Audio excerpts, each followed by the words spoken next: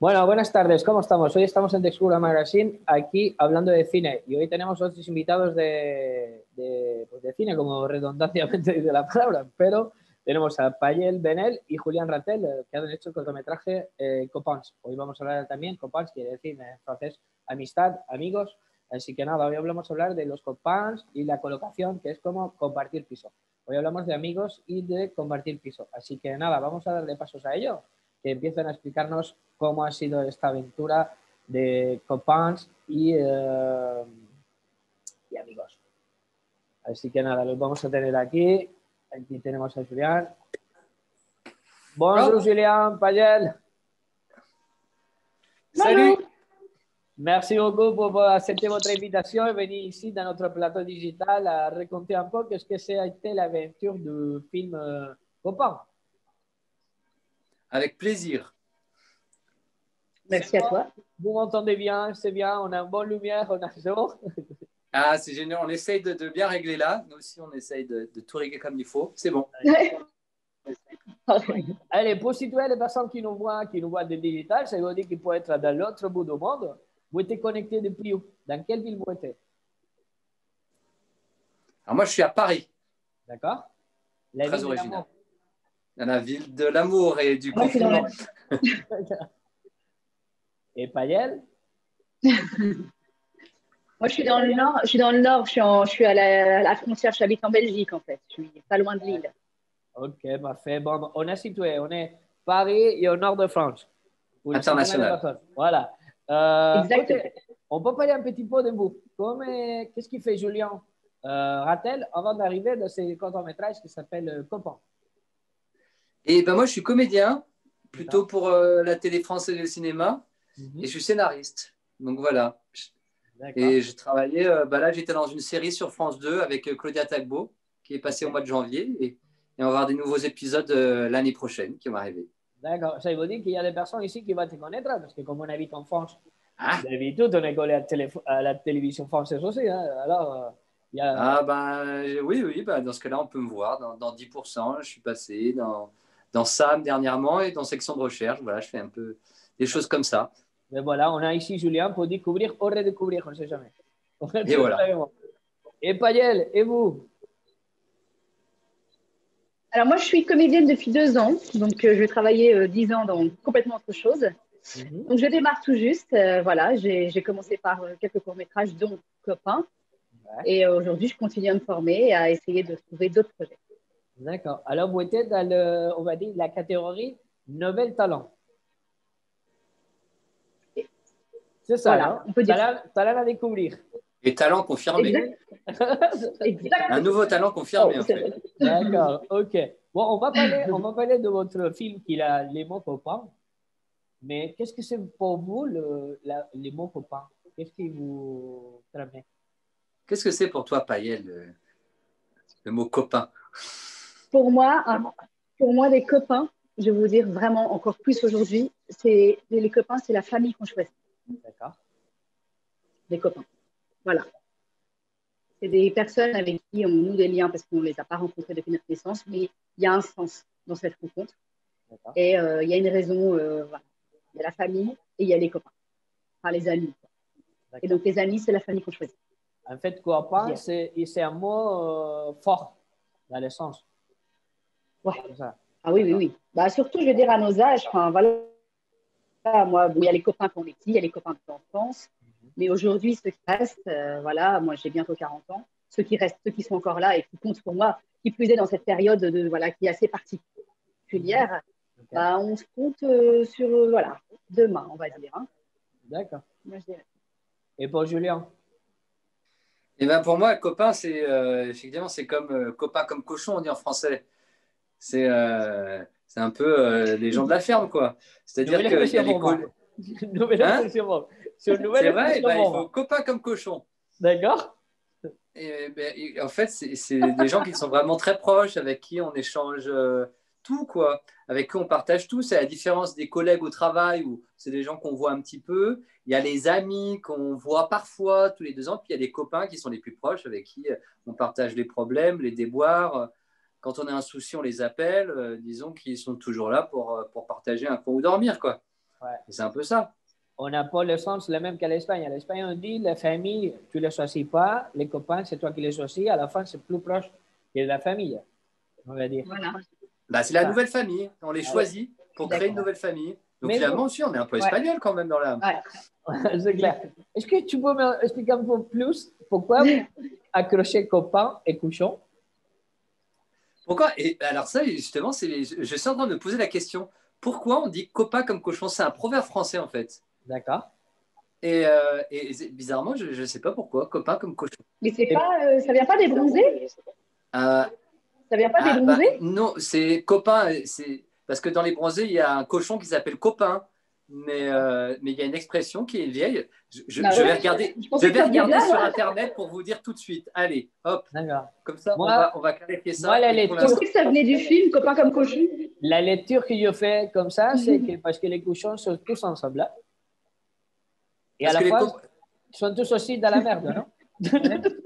Et bien là, par exemple, on dit que c'est à l'origine, au XVIe siècle, on disait camarade comme cochon, avant que camarade soit remplacé par ami. Alors, je ne sais pas pourquoi, ils n'expliquent pas plus. Je pense que les cochons sont des très bons amis. Voilà. D'accord.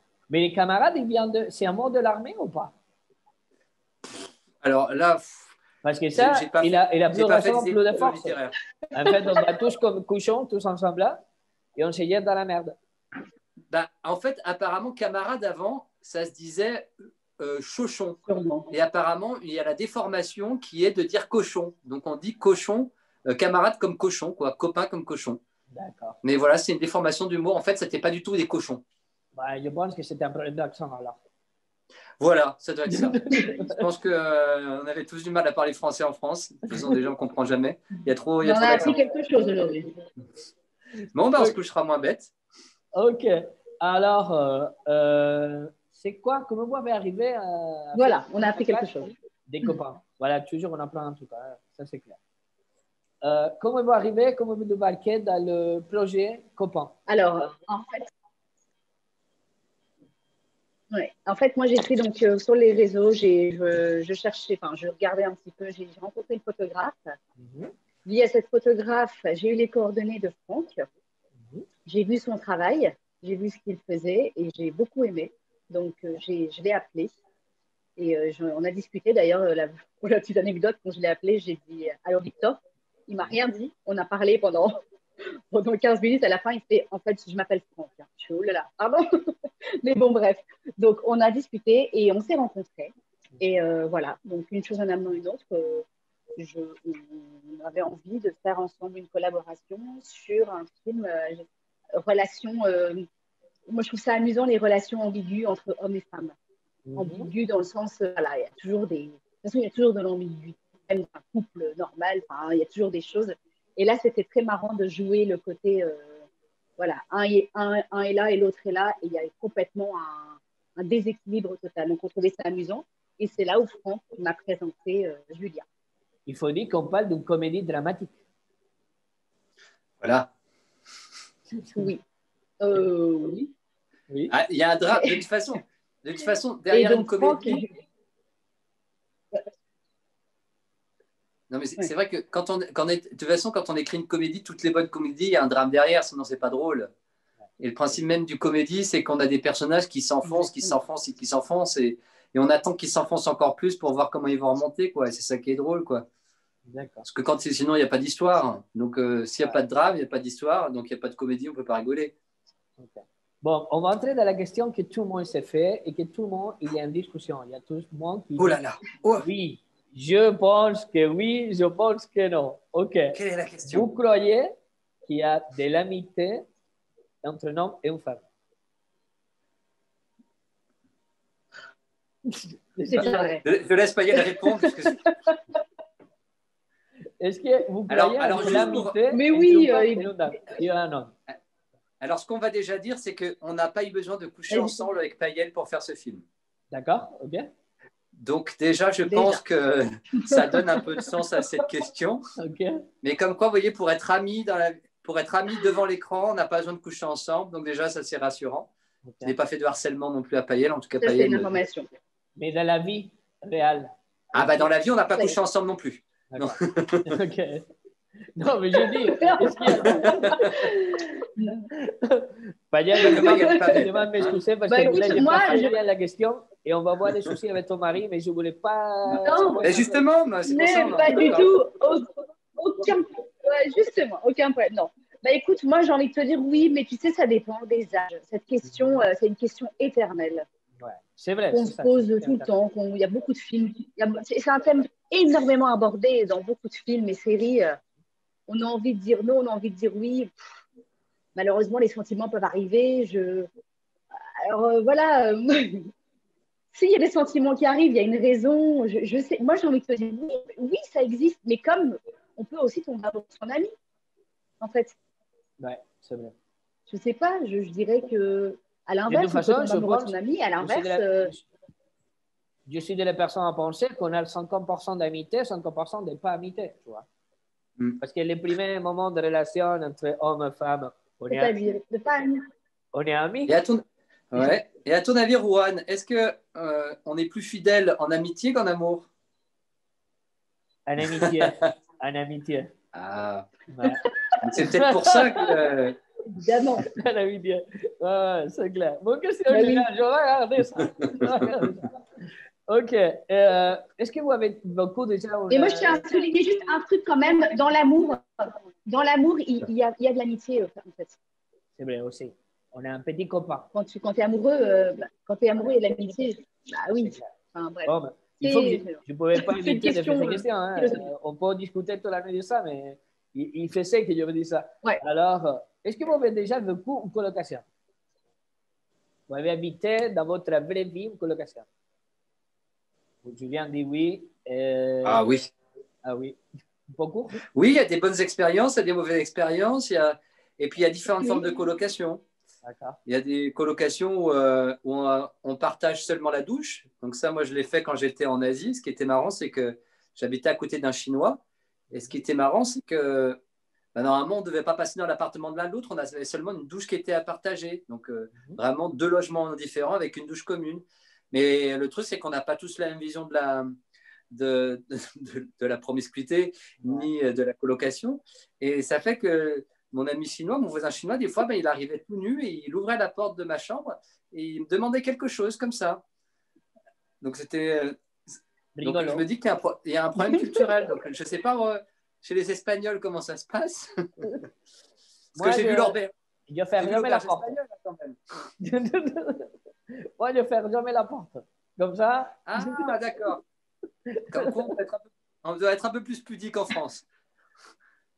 Pourquoi? Ah, bah, je sais pas, parce que en France, quand même, on est assez. Souvent, en fait, c'est à chacun son espace et on divise, on est assez drastique. Une colocation en France se passe bien quand tout est bien divisé. C'est vrai. À partir du moment où ce n'est pas bien divisé, c'est là les crises. Moi, j'ai eu des expériences comme ça où c'était un peu la crise. Hein, où, par exemple, il y a un salon commun et puis en fait, le coloc, il vient toujours faire la fête, tout ça, et finalement, il est plus commun. Donc, à partir du moment où je crois que le pire, c'est les tâches ménagères. Qui s'est pas pris la tête sur les tâches ménagères? Ouais, c'est ça que je voulais te demander. Est-ce qu'il y avait plus de conflits dans son canapé ou dans son stagiaire de frigo? Ah, les conflits. Ça, c'est bon, tu as les deux stagiaires de tout en haut et toi, tu as les deux stagiaires de tout en bas. En fait, je te dirais que ça dépend du niveau de pourriture sur l'étagère. Et ça dépend des produits qui sont installés. C'est marrant, ça me fait penser à l'auberge espagnole. Ouais. Oh, ouais. Non, mais après, il y a eu d'autres expériences. Moi, je sais que le plus compliqué, c'est qu'une fois, j'étais dans une colocation, j'avais fait confiance à mes colocs pour avoir une chambre. Et moi, je suis arrivé un mois après qu'ils soient rentrés dans la colocation. Et en fait, pour me faire une surprise, en fait, toute ma chambre, ils l'avaient couverte de peinture, ils avaient collé des trucs au plafond. C'était un capharnaüm pas possible, tout était sale. Et c'était juste pour fêter, c'était un peu un bizutage de colocation. Mais le problème, c'est que le bizutage, ça m'a pris plus d'un mois pour le nettoyer quand même. Ah ouais. Donc, c'est des rigolos, hein. Ouais, c'était Mais cool. après, c'est clair. Donc voilà, c'est des petites expériences de colocation. C'était laquelle pour vous, Payel, les colocations? Écoute, moi, ça fait 13 ans que je suis en colocation avec mon mari et maintenant avec mes enfants. Ouais. Donc, moi, je te dirais que ouais, je manque parfois d'intimité parce qu'avec des enfants, tu peux pas aller aux toilettes sans verrouiller la porte. Tu Ouais. peux pas prendre une douche, faire un masque, prendre un bain toute seule. C'est pas Ouais. possible. C'est impossible. Bon, après, avant ça, on a vécu avec mon mari en jeune. Bon, non, non, moi, j'ai de la chance, ça s'est très bien passé. Bon, c'est vrai qu'au début, voilà, il faut que ça se mette en route. Je pense on vit chez nos parents où notre seul Mhm. endroit intime, c'est notre chambre. Mhm. Et très soudain arrive cet appartement où on a la cuisine à partager, les tâches ménagères à partager. C'est quelque chose, je trouve. Mhm. C'est quelque chose. C'est clair. Je trouve ça assez éprouvant. Mais bon, c'est la vie, hein. Vous pensez que c'est plus difficile d'avoir une colocation avec notre propre sexe ou avec un sexe opposé? C'est plus facile avec un sexe opposé. Ouais. Pourquoi? Parce qu'on est encore plus obligé de mettre des règles. Ah ouais? Ok. Ouais, parce qu'en fait, à partir du moment où il y a un sexe opposé, il y a un respect qui doit être un peu plus formel. Mhm. C'est-à-dire qu'on va pas, avec quelqu'un d'un autre sexe, on va pas se balader de la même façon tout nu. Alors qu'avec des gens du même sexe, c'est un peu comme les vestiaires du foot, quoi. Ouais, c'est clair. Et hop, bonjour Popol, quoi. C'est clair. Oh, de toute façon, j'ai fait des Je sais colocations pas, avec je sais des pas. amis et on a croisé quelqu'un du sexe opposé dans l'école au Havre. Et on s'est Et dit oui, mais bonjour. après, ça arrive toujours. Mais c'est plus exceptionnel. Disons que c'est plus Ouais. surprenant. Ouais, c'est clair. Et c'est vrai que non, il y a plus de règles qui sont, on va dire, informelles que Ouais, formelles dans une colocation avec quelqu'un en sexe opposé. En tout cas, c'est mon point de vue. d'accord. Ouais. Après, tout dépend si on se connaît ou on se connaît pas. Mhm. Est-ce que Je vous pense. parlez à vous la version espagnole? Est-ce que ça nous parle? Oui. Bien sûr. Complètement. Bien sûr. Tout de suite. De On quoi? a fait. Enfin, moi, j'ai rejoint des copines à Barcelone qui étaient en auberge espagnole. Ouais, C'est de la folie. d'accord. On l'a Et, fait il y a 15 ans, 20 ans, mais c'était exactement ça. Il y avait une Suédoise, un Allemand, une Française, un Espagnol, et on buvait de la vodka sur la plage. Enfin, c'est clair. c'était, la vie Erasmus. Ouais, c'est clair. Vous pensez que la situation actuelle du Covid, il est plus prêt à vivre comme ça, en termes économiques? Vous pensez que tout le monde il est plus disponible à faire une Il est plus quoi, colocation j'ai pas... pour les difficultés économiques que pour la difficulté de dire, oh, wow, s'il arrive une autre fois un Covid, je ne vais pas être tout seul chez moi. Vous pensez que Alors, les personnes sont plus prêtes? question sanitaire, non. Tout est fait pour ne pas être là-dessus. Mais après, question économique, je ne pense pas que c'est la situation malheureusement qui va le faire. C'est plutôt, effectivement, ce serait mieux de partager les choses, quoi. C'est même pas de la colocation, c'est de la vie ensemble, quoi. Et ça serait tellement bien de partager les frais, de partager une voiture, partager une piscine. En fait, avoir une maison plus grande avec plus de services, mais la partager. Mais c'est un peu difficile parce qu'actuellement, les gens, quand même, ont aussi un souci de. Il y a quand même le fait d'être propriétaire, de posséder quelque chose qui est à l'encontre. Et en fait, il y a ces deux courants qui s'opposent un peu, quoi. Il y a un petit courant, on va dire, capitalistique qui est soyons propriétaires et possédons notre propre chose. Et l'autre courant qui va dire un peu plus écologique, qui est partageons les choses pour en avoir plus, quoi. Moi, je préfère partager, quoi. Je sais que moi, j'ai un appartement que je possède, mais je sais que quand j'ai des amis qui ont besoin d'un appart, je préfère qu'il soit habité plutôt que vide, même si c'est gratuitement, quoi. D'accord. Okay. Après, c'est toujours cette question, est-ce qu'il faut avoir peur que l'autre marche sur nos plates-bandes ou ne respecte pas? Il y a un peu cette peur souvent qui est là, quoi. D'où la peur des Airbnb, parfois de se dire, oh là là, je vais retrouver mon appartement, il va être détruit, il va être dans tous les morceaux, ils vont faire la fête et tout ça. Ouais, donc, ouais, je pense que ça va être difficile. Ouais. Maintenant, on parle de colocation, mais comme elle vient de nommer, on a aussi beaucoup de systèmes qui sont développés grâce à la plateforme digitale ou de nouvelles façons de vivre au voyager, comme on a le kitesurf, le surfing, ouais.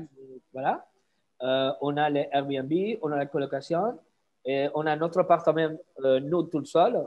Si vous voyagez, quelle est l'option la première que vous prenez?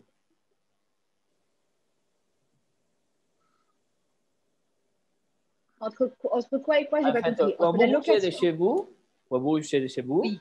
c'est la première option que vous prenez. Aller dormir dans un canapé chez quelqu'un que vous ne connaissez pas, mais que c'est une option pour faire une pause pour dormir. dans un Airbnb parce que vous voyagez avec quelqu'un d'autre ou vous partagez avec même avec le propriétaire de l'immeuble ou vous prenez un appartement tout seul? Non, moi j'aime bien le Airbnb. J'avoue que j'ai une préférence pour le Airbnb parce que ça permet de vraiment d'être dans le centre de la ville où on va déjà. Ça permet d'être dans le centre. Et voilà, on Toute voit seule ou chez quelqu'un? Un Airbnb toute seule ou chez quelqu'un? Comment?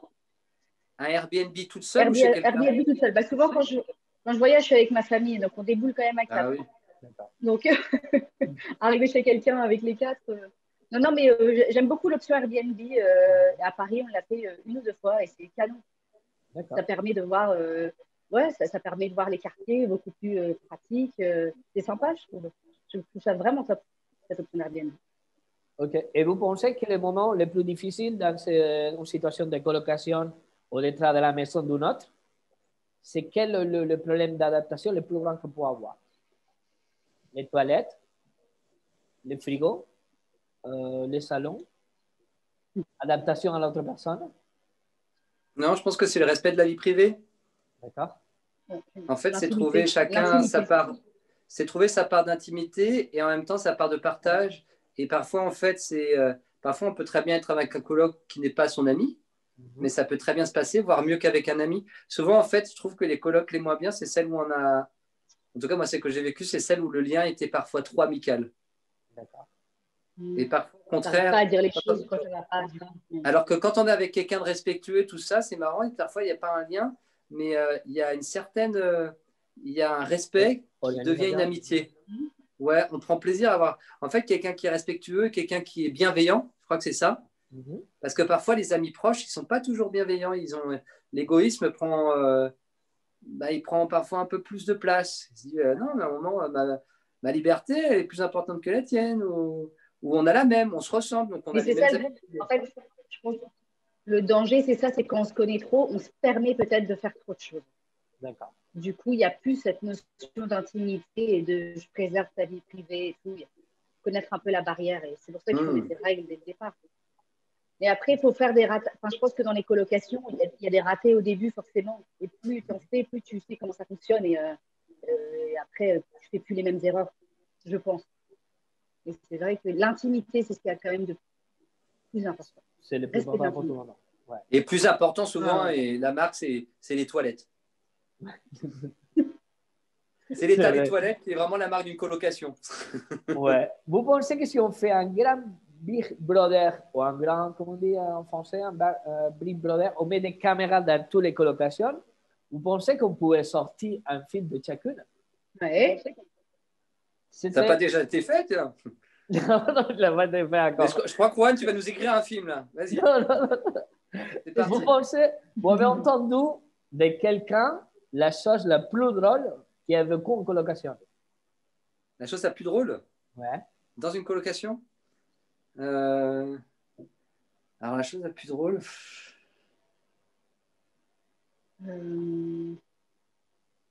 Alors, la chose la plus drôle, moi, que j'ai vécue en colocation, c'est qu'en fait, j'étais en colocation avec un très bon ami et avec une copine. D'accord. Et on était à l'école, en école, on avait une vingtaine d'années. Maintenant, on a 40 ans, ils sont mariés avec 2 enfants. Ah ouais, ok. Donc en fait, c'est marrant, mais ils sont toujours. En fait, la colocation les a rapprochés. Ouais. Et ça fait 20 ans qu'ils sont ensemble, hein. Ça fait beaucoup. Hein. Ah ouais, c'est clair. Donc ouais. Ouais, ouais. Donc ça c'est une question aussi que j'avais, c'est que si vous pensez que le fait d'avoir une colocation, il peut finir en mariage. Mais vous venez de répondre. Hein. Ah bah zut, excuse-moi, j'aurais dû la garder la réponse. Non, attends, on la refait. Mais non, mais bien sûr. On va faire une autre. Payel, pour toi, c'était pas, pour vous, c'était pareil, non? Ah bah, j'allais dire, moi j'ai vécu, moi j'ai vécu avec mon homme, ça a fini avec un mariage et 2 enfants. Ben voilà. Donc, quelque part, oui. Ouais. Et comment vous avez arrivé dans cette colocation? Ah. Moi? Oui. Oui? Ben, en fait, les colocations. Comment vous avez arrivé dans la colocation avec votre mari actuel? Ah, bah écoute, on avait 21 ans, on s'est dit, allez, on y va, quoi. C'est arrivé tard, hein. Pas tard, j'en sais rien. Ouais. Mais, Ah, mais ouais, ce n'était on pas a, en colocation, ce n'est pas lui ou vous qui cherchez un colocataire, ils se rencontraient dans son appart. non, non, Ah non, ouais, non. d'accord. On est tous les deux. Ouais, ouais, Ah, elle a voilà, on fait triché, tous les deux. Payet. Elle nous a dit que c'était une colocation. Oh là là. Bon, il y a un côté colocation, hein. Faut pas cacher ça. Ah ouais, c'est une colocation. Ouais. Ok. Et, vous pensez que pendant le confinement, les colocations, ils ont fait péter un câble ou prendre un chemin différent comme Julien a pris dans votre film? Parce que c'était quoi l'excuse bon, on ne va pas dire, mais Julien, il a Non. pris une décision, on ne l'attendait pas, non? Bah, il a Mais pris une on décision, n'est mais en pas même du temps, tout. c'était peut-être qu'ils étaient confinés et que finalement, à partir du moment où on est enfermé dans une même pièce et tout ça, je pense que tout devient un peu plus exacerbé, quoi. Donc, on est obligé en fait de voir les défauts et les avantages déjà de l'autre et puis d'une relation qu'on a avec l'autre. Donc, à partir du moment où ça devient un petit peu anxiogène, bon bah ça éclate. Ouais. Et je pense que le confinement a dû faire déjà éclater beaucoup de couples. Donc après, je ne sais pas statistiquement au niveau des colocations s'il y en a qui ont pété ou pas, quoi. Mais je pense qu'en fait, les colocations, c'était l'inverse. Ça a peut-être plutôt servi à des gens de garder le moral, quoi. Ouais, c'est clair. Il y Ouais, a c'est ce eu que des j'allais familles dire. aussi qui ont Parce fait que connaissance de ses enfants. Ouais, je pense que c'était voilà. le confinement, c'était un bon moment pour pas être en couple, je pense. Désolé. Bon, maintenant, je commence à dire que c'était meilleur quand j'étais en couple, hein, parce que maintenant, c'est fatigant. Écoute, tu trouveras, Juan. Ouais, c'est clair. T'es Maintenant, espagnol, t'es un séducteur, tu trouveras déjà une française, ouais, c'est c'est ça, sûr. allez, je te le dis. C'est ça. Ouais, Allez, c'est petite ça. paella et c'est parti. Ouais, c'est ça. Ok. Est-ce que vous pensez que la chose la plus difficile, c'est d'entrer dans une colocation ou quitter une colocation? Bah non, enfin, aucune des deux. Enfin, pardon, hein, mais enfin, aucune des deux. C'est toujours pareil. Ça dépend pourquoi tu la quittes. Si tu la quittes parce que tes colocs ils sont fous, bah c'est pas difficile de la quitter, je pense. Ouais.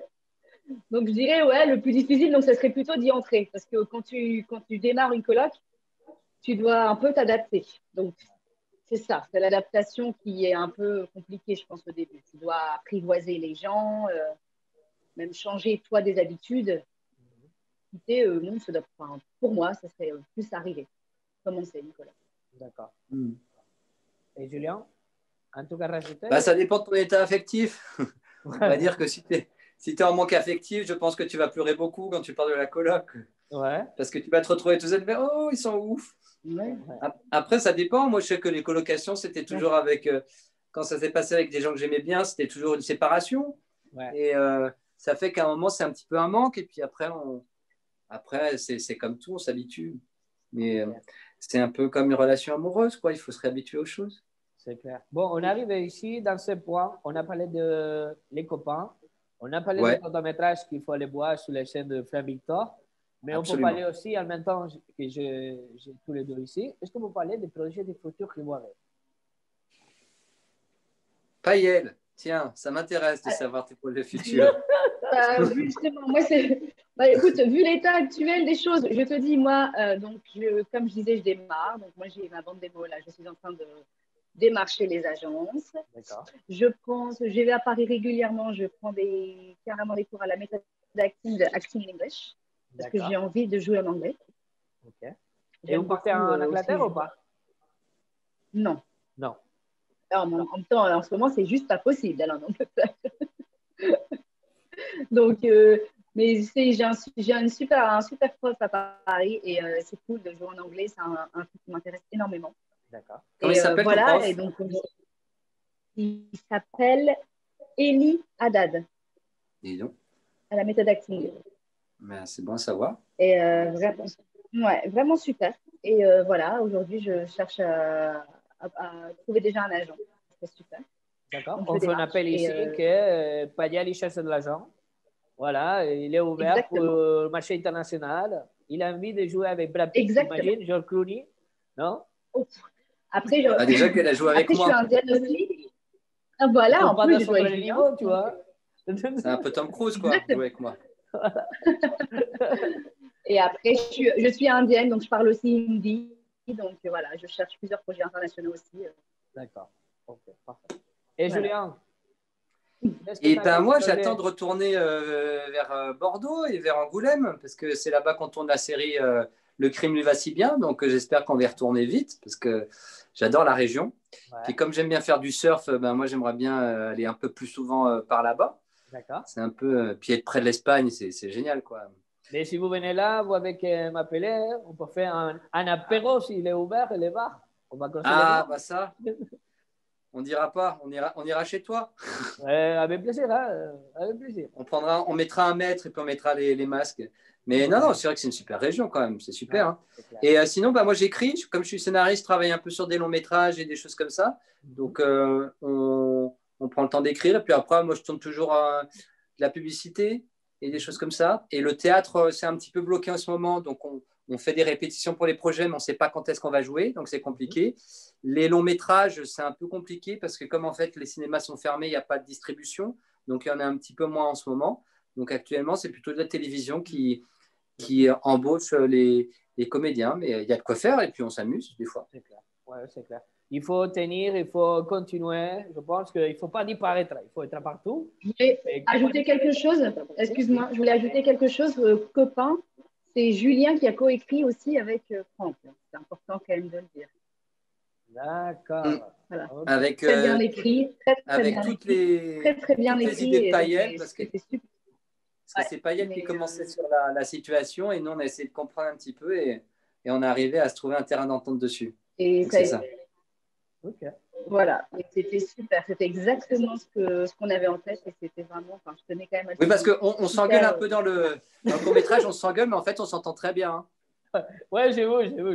Surtout quand J'entends bien, hein, ouais. ton visage congelé, j'ai trouvé magnifique ça. Oui, non, moi je souris des fois quand même.